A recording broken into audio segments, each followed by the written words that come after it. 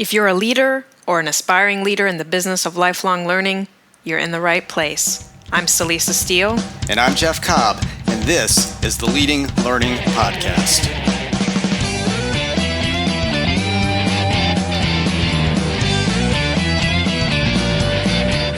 Welcome to episode 155 of the Leading Learning Podcast. This time around, we talk with Danny Iny, CEO of the online business education company Miracy, and author of the recently released book, Leveraged Learning: How the Disruption of Education Helps Lifelong Learners and Experts. Before we turn to the conversation with Danny, though, we want to thank our sponsor for the fourth quarter of 2018. And our sponsor this quarter is Review My LMS, a collaboration between our company, Tagoras, and 100 Reviews. As the name suggests, Review My LMS is a site where users can share and access reviews of learning management systems. And the focus is specifically on systems that are a good fit for learning businesses, meaning organizations that market and sell lifelong learning. Contribute a review and you get access to all existing and future reviews, and there are already well over 100 on the site. And if you don't have a review to contribute, there's also a subscription option. For details, check out reviewmylms.com. So Jeff, tell us a bit about what you and Danny cover. Well, I was really excited to have this conversation with Danny.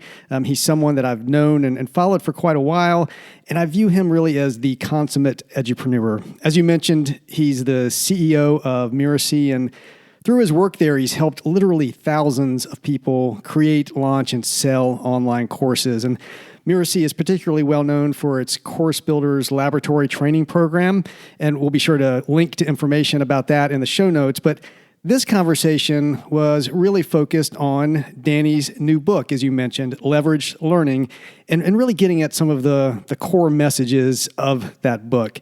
Now, for anyone who wants a comprehensive and insightful look into how the educational landscape has changed, particularly in the worlds of higher education and adult lifelong learning, Leveraged Learning really is a must-read. And we talk about some of those major changes in our conversation, but more importantly, we talk about the opportunities that they represent, or in some cases, the challenges or even dangers for learning businesses that don't respond to them quickly enough.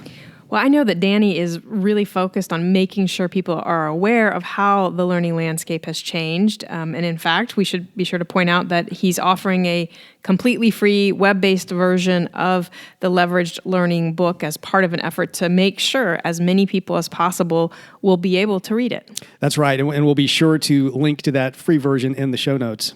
Definitely, we should do that. And, whether you, dear listener, buy a copy or access the free version, Leveraged Learning is a book that we really do recommend to all our listeners. And, of course, right now we recommend, though, that you listen to the conversation between Jeff and Danny. So let's hit play on that right now.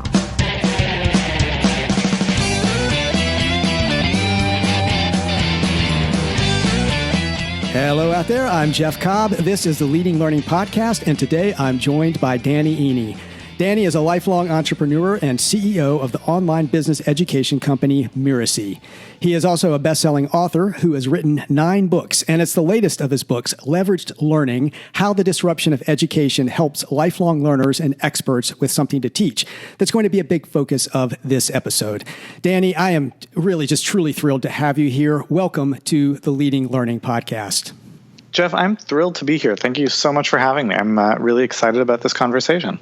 Well, it's been too long since we've caught up. A lot has happened in the meantime, but you've been continuing with the day-to-day work of your company, Miracy. And I introduced you as the CEO of an online business education company, but can you say a bit more about what that means? I mean, what is it that you and others at Miracy do on a day-to-day basis? Yeah, absolutely. So there are a lot of people out in the world who have real substantive expertise in their field, expertise that would be valuable for others to have access to. So we support them in taking that expertise, packaging it up into a format like an online course that is valuable and impactful to others. We teach them how to monetize that, how to market it, how to get paying students into those programs. So we teach them how to do that. And then more broadly, we support people in building expertise-driven businesses. And if I'm correct, you've now done that with thousands of people. Yes, absolutely. Wow. I mean, it's amazing work. I can imagine it has to be really engaging work on a day-to-day basis. And I know that you often speak about it. You've written a lot about it. In fact, you've written 9 books at this point, and I've just been devouring the latest one, Leveraged Learning. And as someone who's familiar with your previous books, this one just felt a little bit different. I mean, you synthesized really just a tremendous amount of research. Kudos for that. And at the same time, you really seem to be on just a mission, in a sense, to make sure that people truly understand our current situation with education. Is that a fair characterization? I mean, is this a mission for you? And if it is, what's driving that? It's a very fair characterization. It is a mission. It's something that I just care deeply about. I think it's very, very important. It's also fair to say that this book is different from things I've written in the past. Yes, it's different in terms of the content and the everything that went into it. It's much more deeply researched than things I've done in the past. But I think the biggest difference is who I'm writing to. So all of the books I've written historically, except for a children's book, which is not for business professionals, it's for kids. But all of the adult-facing books that I've written have been written to online entrepreneurs, people who, like I said, the people that we serve in my company, they're experts who want to monetize their expertise and reach more people. And this book is for those people as well, but it's really much more broadly for anyone who has a stake in the future of education, which, as a marketer, I cringe when people say my book is for everyone, and I won't go that far, but this is important for a lot of people. The reality is that, the United States population is currently burdened by $1.5 trillion in college debt. College is, 1.9 trillion out of 4.4 trillion of the global education economy. These are it's a lot bigger than just, experts who want to build and sell online courses. It's something that affects just about everyone. The system is fundamentally broken and crippling an enormous number of people, preventing them from achieving what they're trying to achieve in life. That's not right. Well, and I hear you too about, book can't be for everybody, but this one definitely strikes me as, this may also be a term that people will cringe at, but it's a mass market book because really, most people should be tuning into this. They're going to be impacted in one way or another by the education system. And speaking of the education system, I mean, you take aim at really a number of issues, not just with the system, but about how we tend to go about teaching and learning in general. And I'd love to know, what were some of the most surprising or even shocking findings for you out of the huge amount of research that you did? Well, this was a really interesting process. When you work on a book, you start obviously with a thesis. You start with here's what I think I'm writing about. But then you do all this research, and sometimes it contradicts things that you were thinking, and that's when you're writing about a problem, that's actually encouraging. That's great. But often it's like you dig into the research and you're like, I had no idea it's this broken, right? So I did not know the magnitude of college debt. I did not know the scale to which a college degree, in fact, does not create a lot of the outcomes we thought. I kind of went into it thinking, okay, college and education more broadly. It's important to emphasize that, the book is not just about college. It's about education across the board, past elementary and secondary education. But just how broken it is, how little it actually delivers to the people going through it, how systemically the challenges are just distributed across the entire landscape. And the conclusion I really arrived at, that was not my conclusion going in, but I don't think college is fixable, right? I went into it thinking it's broken and there's a lot that they can do and it'll be really hard. But there are 2 chapters in the book about the economics of why it's just not, I don't think it's fixable in the context of college. I think it's going to be something new and different that comes instead. So that was really striking to me.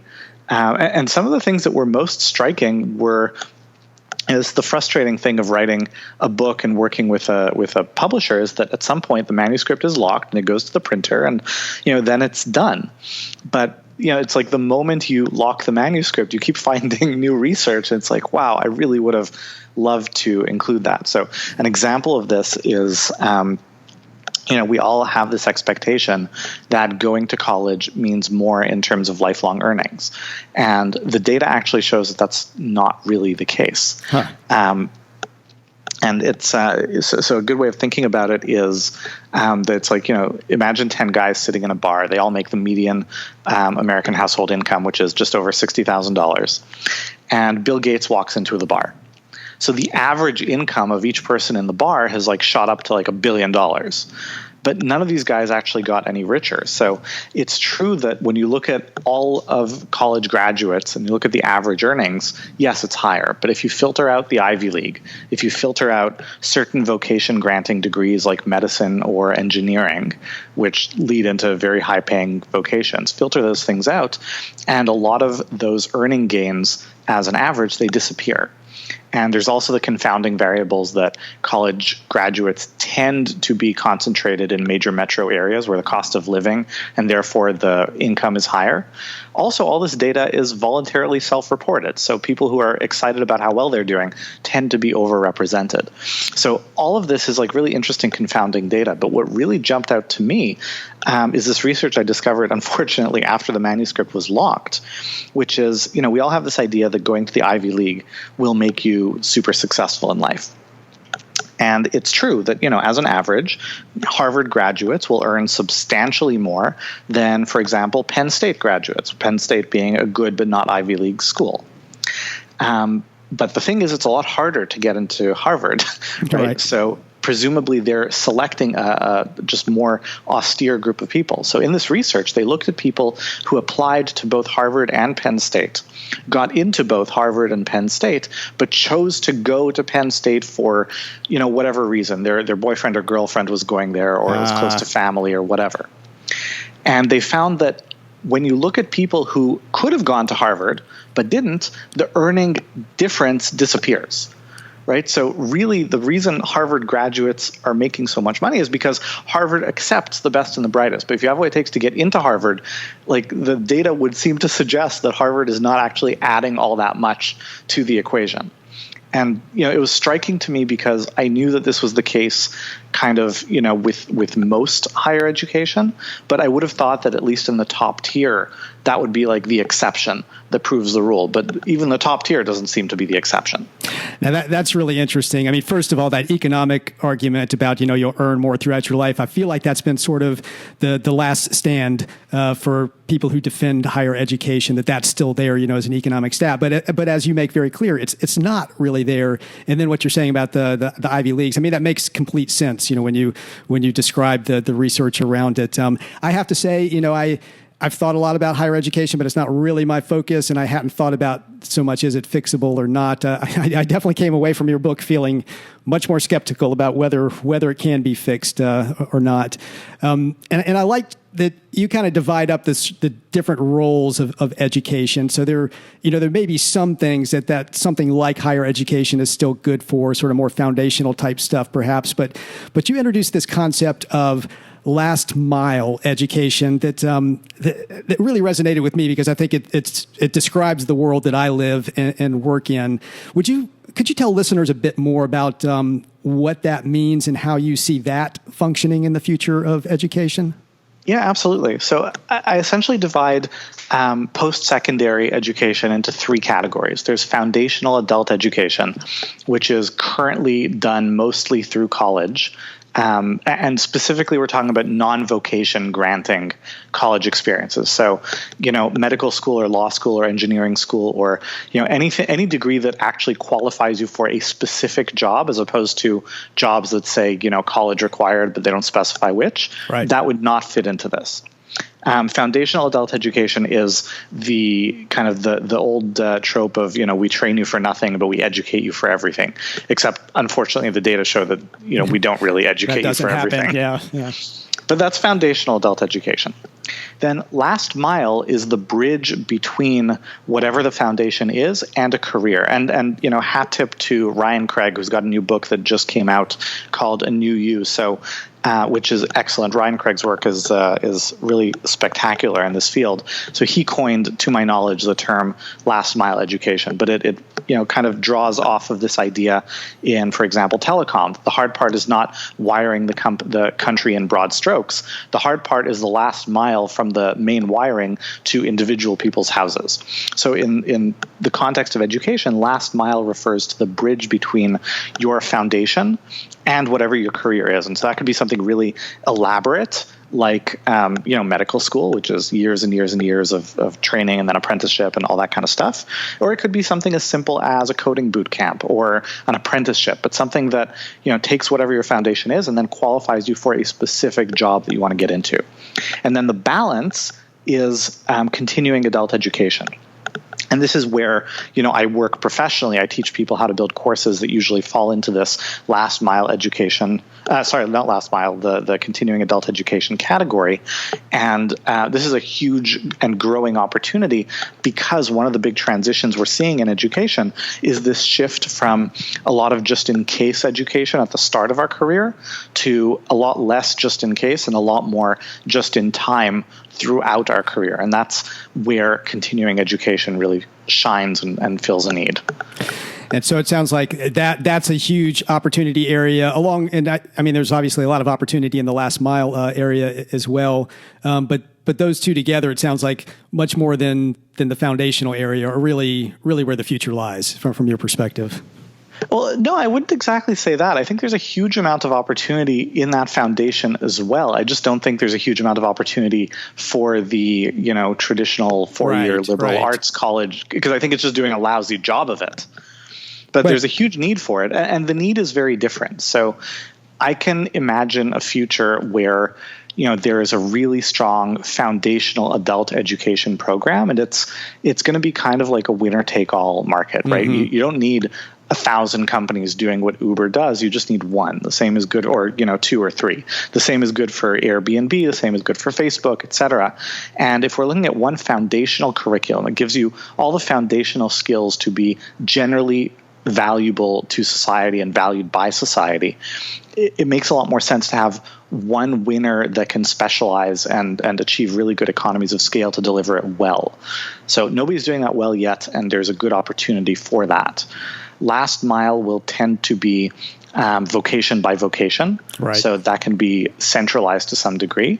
The interesting opportunity for the people that I work with, that I teach how to build online courses, is in that continuing education bucket because it's enormous, but it's also incredibly fragmented, and it can only be delivered effectively because of how quickly everything is changing. It can only be delivered effectively by someone who is on the cutting edge of their field. So whereas historically, we've looked for great teachers who also know the subject matter, because things are moving so quickly now, you can only get this information and this training from people who are subject matter experts who are also great teachers.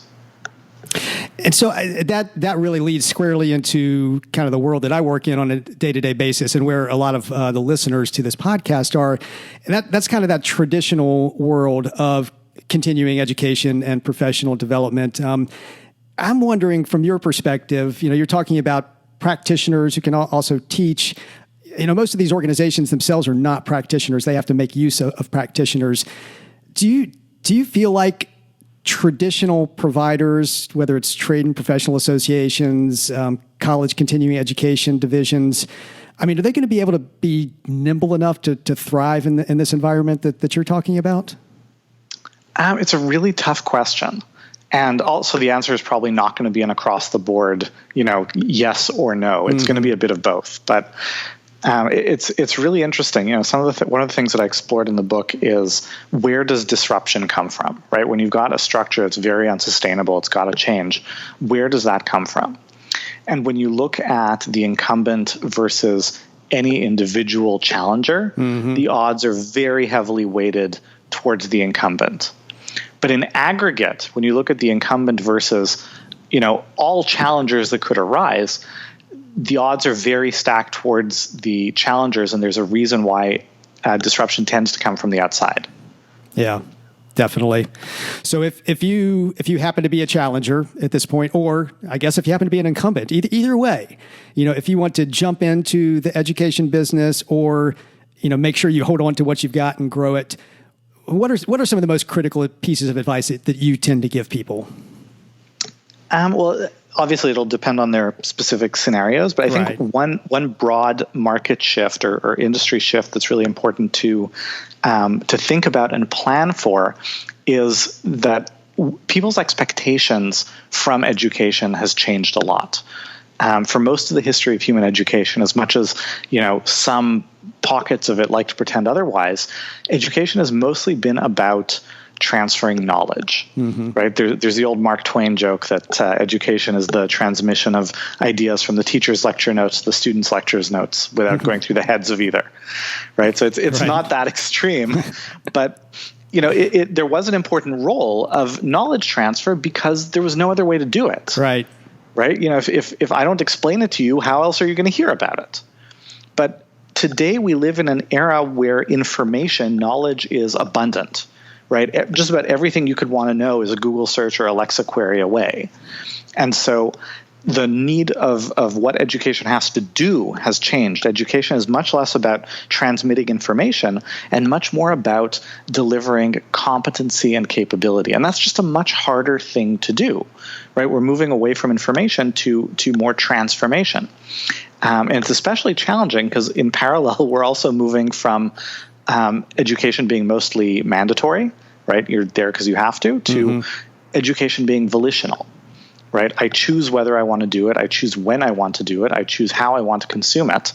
And there's a wonderful side to all this proliferation of choice, which is it creates a lot of flexibility and access. But the challenge is that it also makes it a lot harder for people to end up consuming, right? It's very common in a college environment when the paper is due, on midnight on Thursday at midnight, then a lot of papers get submitted on Thursday at midnight because there's a deadline. Right. But absent the deadline, if I can watch the video and do the work anytime I want, I can also choose to do it never, right? It can be tomorrow and tomorrow can never come because there's always something I'd rather do today. Essentially the competition for someone's attention is not, temporary until the deadline hits. It's constant, right? You're essentially competing with Netflix and Game of Thrones for people's attention. And education was not designed to compete with Netflix, right? If you really are looking for entertainment, even TED Talks, which are fantastic and the best presenters in the world, will really struggle to compete with Game of Thrones because, just different right. goals and different intentions. So, the big thing that people need to think about is as I'm designing curriculum, it's less about what do I want to teach or even what do people want to learn, and more about, having learned it, how good at it do they have to be? And there are kind of three steps in a learning process. The first is the consumption of the content, the ideas. The second is the application of what I've learned. And the third is feedback on how well I've got it and what needs to change. And so we need to shift a lot of our work away from the consumption part. Like that still needs to happen, but that's not enough. And spend a lot more of our time with our students on the application and the feedback, which is where real competency comes from. And so that might be a good place to talk about the title of the book some, because I think you're getting there towards what I think is the heart of this concept of leveraged learning, which I took as sort of, partly it's the teacher, partly it's the learner, both working together to try to really take learning to where it's possible for learning to go. But those are my words. Could you talk a little bit more about why you chose, that phrase, leverage learning, as the title for this book? So through most of the history of education, there's been this trade-off, right? Either I work more closely and more intensely and provide a much more immersive and enriching experience to a few people, or I essentially water it down and work with a lot more people. Right. But the choice is basically, do I help a few people very much, or do I help a lot of people a little? Right. A professor can, have 20 people in an intensive survey class where they're like discussing ideas and collaborating and all that. Or, they can have 600 people in a lecture hall. But that's kind of the trade-off. And this has been the trade-off for a long time. And this is what has prevented us from getting a lot of people to where they want to go. There's fascinating research that was conducted in the 80s. So this is not new. By Benjamin Bloom. And what he did was he was working with children, but I think the concept generalizes to adults as well. He had his control class go through a regular class material.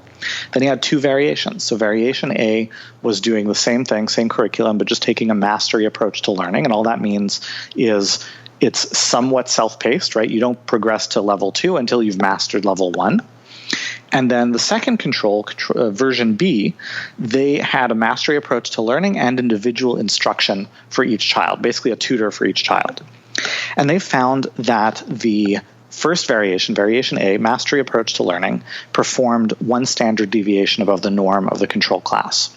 And the mastery learning plus individualized instruction, the tutoring, the variation B, performed two standard deviations above the control. So essentially, the average student that received the mastery approach to learning and individual instruction performed at the 99th percentile of the regular class, right? So we've known essentially since the 80s what it takes to help the average person, the average student, perform at the 99th percentile in this somewhat limited context, of course. The challenge is that we don't have the time or the money to actually do it, right? Providing individual instruction to every student and tutoring and all these kinds of things and adjusting the pace of the curriculum is not practical when you have one teacher for 30 students.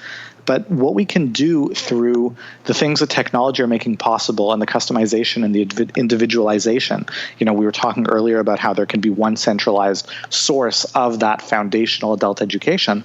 So it's not that people need to necessarily change what they're spending on education. We just need to much better invest it. And that allows us to transcend that trade-off of help a lot of people a little or help a little bit of people a lot. It's allowing us to finally move towards this place of helping a lot of people and deeply help them, which is really exciting. That's great. Yeah. So it's not just sheer numbers or sheer volume of reaching people, but reaching them and making, helping the learning actually happen because you know how to do that as an instructor and you help the learners understand how to do that as learners in the process. I'm wondering, as a result of having done all this research, having written this book, is there anything that you plan to do differently at Miracy based on all of this? Yes and no. And I say yes because, the research we do and the new ideas we're exposed to are constantly shaping our ideas and our work. And no, because, I started writing the book because I already had certain ideas about what's going on. And we've been running tests internally around how do we act on these ideas from well before I was working on the book. And we continue to. So one of the things that we had started doing in the last couple of years and we're going to be leaning a lot more into is in the book I talk about kind of a triangle of learning where, one corner is knowledge because, it's the base, it's the foundation, but you still need to deliver it, right? If people don't learn something new, then there's nothing to build on. But then you want to help them develop insight, which is about connecting the dots and drawing connections and seeing patterns and essentially being able to extract from these ideas something new. So insight really lives at that intersection between creativity and critical thinking. So it's not enough to just teach the material. It's also about teaching the skills of being able to do that. And doing that is difficult. Another thing that I encountered, unfortunately, after the book went to print, but there's really interesting research about flow and flow states. And if you're looking to achieve a flow state, the balance of difficulty to your ability is supposed to be 104%. So essentially, it's 4% harder than your best. So you're like right in that zone of proximal development. You're really being pushed. And staying in that zone is really hard. And some people persevere and succeed, and many people don't. They quit. And so the third leg of that stool is fortitude. It's everything that comes under the umbrella of positive psychology research. So teaching people to develop the skills of grit, of resilience, of mindfulness, of non-attachment, of optimism. All these things that research shows us are much more correlated with long-term, lifelong success. And that applies within the context of a learning experience as well. I'll have to check out that research about flow. That's just a concept that I really love. And I'll mention to listeners that throughout this book, you do a couple of things that I really like. You do a lot that I like in the book, but at the end of each end of each chapter, you ask questions to help people really try to internalize what you've been telling them. You also list a number of great sources of information, so books, that people can refer to. And I'm thinking of, Csikszentmihalyi and, his book on flow as I'm saying this. For all sorts of reasons, but that being another one, definitely check out the book. As we're wrapping up, it's been great to have you here to talk about leveraged learning, Danny. But we do also like to focus in on our guests personally while they're here. This is a podcast about learning and about lifelong learning. So I want to ask you just one final parting question, and one that focuses on your own personal learning, and that's, what is one of the most powerful learning experiences you've been involved in as an adult since finishing your formal education? The timing on that is interesting in terms of where you measure. So my educational background is that I quit high school when I was 15 to start my first business. I've been an entrepreneur my whole life. I went back to school about a decade ago, got an MBA, which in hindsight, it was just a huge waste of time and money. So I have an elementary school diploma and I have an MBA. So when I finished my formal education, it's like hard to pinpoint that date. But actually, one of the best learning experiences for me in the last year has been writing this book, because I started with the big idea of what I was trying to communicate, and then it was time to dig into research, and we went deep into the research. There are over 100 books that we reviewed, and journal articles, and you name it. And of course, reading hundreds and hundreds of books, I could have done it if I had years. But so we involved my whole team, and basically I had people read books, write reports. So I got 20 or 30 page summaries with key ideas, key quotes, and page stamps. So I could go in to the original literature and find the ideas and really understand them.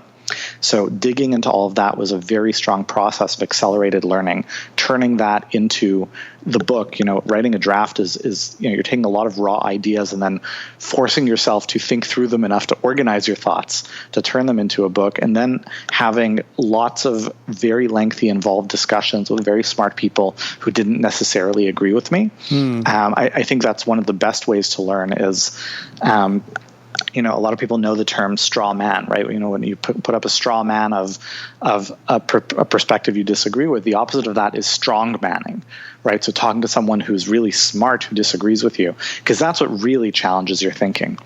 And I had to do all of that and do it like in a short amount of time, just because I was putting this book together. So this was one of the best learning experiences for me in quite a while, and I'm kind of excited to repeat it. I mean, both because I have other things to say as I develop my thinking, but also just because it was really fun and really interesting. No, you definitely have me wanting to try it. I've taken much more of the solo approach to writing my book. So I did have collaboration. I had a co-author on my first book, and that was great to be able to have that back and forth with a co-author. But I can see really being able to work with a team collaboratively, which I could see that could just be a fantastic experience. So thanks for sharing that with listeners. If listeners want to know more about you, and I know they're going to want to know more about you, I know they're going to want to know more about Mirasee and of course the book Leveraged Learning, where should they go? Again, the book is something I'm very excited about, very proud of. It's other than my kids, it's the best thing I've ever made. And so I would love for everyone who's listening to this to go to Amazon and buy hundreds of copies for everybody they know. But a good first step is because, as we discussed, I make my living as a business educator. I don't make money selling books. And I just want the word to get out about these ideas. So if you've heard this and you're like, wow, this is awesome, I've got to read the book, by all means, yes, go to Amazon and do that. It's called Leveraged Learning.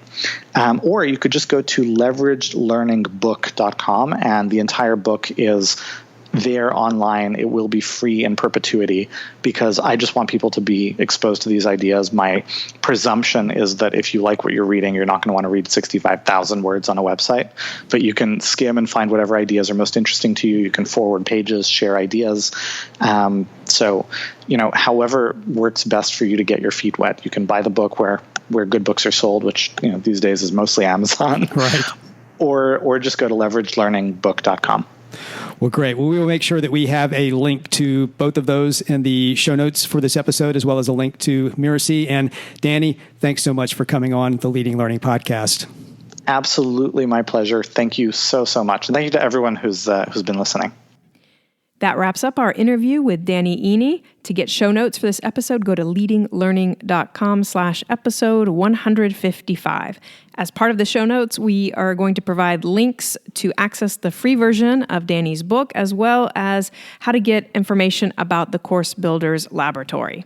And when you check out the show notes, you'll also see the various options for subscribing to the podcast. And there are many ways. There's iTunes, there's RSS, there are different podcatchers you can use, many ways to get Leading Learning. And if you're getting value out of what you hear, we'd be truly grateful if you would subscribe. It helps us get some data on the impact of what we're doing. And we'd be grateful if you would take a minute to give us a rating on iTunes. You can go to leadinglearning.com/iTunes. That will put you in the right place. Jeff and I personally appreciate your ratings and reviews, but even more importantly, those reviews and ratings play a really important role in helping the podcast to pop up when would-be listeners are searching for content on learning and leading. So we really invite you and encourage you to leave a rating and a review for the Leading Learning Podcast today. And we'd be grateful if you'd take a minute to visit our sponsor this quarter, Review My LMS. So Lisa and I put a lot of time and energy into the Leading Learning Podcast, and one of the key reasons we're able to do that is because we're able to generate revenue through other sources like Review My LMS. So please visit reviewmylms.com, and if you can, contribute a review to help others find the right platform for their needs. And we hope you'll tell others about the podcast. You can send a tweet by going to leadinglearning.com/share. That will give you some pre-populated language to use. Or if tweeting isn't your thing, pick the social network or other medium of your preference and spread the good word. Thanks again, and we'll see you next time on the Leading Learning Podcast.